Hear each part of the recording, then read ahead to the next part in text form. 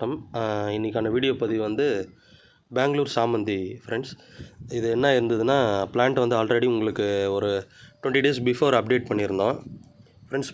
பூவே இல்லை அப்படின்னு சொல்லியிருந்தோம். ரொம்ப பிளான்ட் வாடி போயிருந்தது. அப்புறம் நிறைய பூச்சி அடிச்சிருந்தது. ஸோ இந்த பிளான்ட்டு பார்த்திங்கன்னா கரெக்டாக நம்ம வந்து அதுக்கான அதுக்கான சன்லைட் வந்து கரெக்டாக வச்சுட்டு பூச்சி மருந்து கரெக்டாக அடிச்சிருந்தோம்.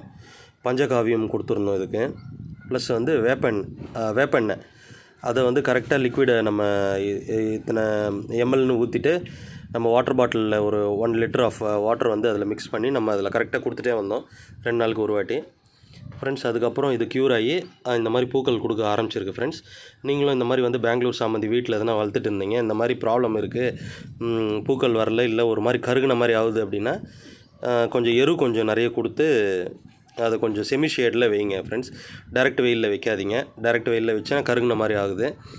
இந்த பெங்களூர் ரோஸ் மட்டும் இல்லை, இதுவும் பார்த்திங்கன்னா டோட்டலாக போயிடுச்சுன்னு தான் நினச்சேன்.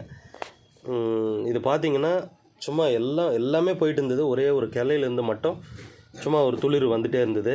அதை டெவலப் பண்ணி கரெக்டாக ஒரு இடத்துல செமி ஷேடில் வச்சு எருவெல்லாம் கொடுத்து, அதே மாதிரி அதுக்கான பூச்சி மருந்தும் கொடுத்து நிறைய பூச்சி அடிச்சிருந்தது.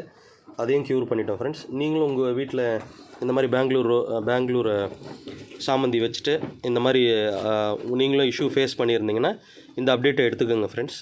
உங்களுக்கும் இது க்யூர் ஆகிறதுக்கு வாய்ப்பு இருக்குது இந்த மாதிரி பிளான்ஸு. ஸோ இந்த வீடியோ உங்களுக்கு பிடிச்சிருந்தா லைக் பண்ணி கமெண்ட் பண்ணி ஷேர் பண்ணிக்கோங்க ஃப்ரெண்ட்ஸ். மறக்காமல் சப்ஸ்கிரைப் பண்ணுங்கள். அப்போ தான் நான் போடுற யூஸ்ஃபுல் வீடியோஸ் உங்களுக்கு அப்டேட் ஆகிட்டே இருக்கும் ஃப்ரெண்ட்ஸ். Thank you so much. பாய்.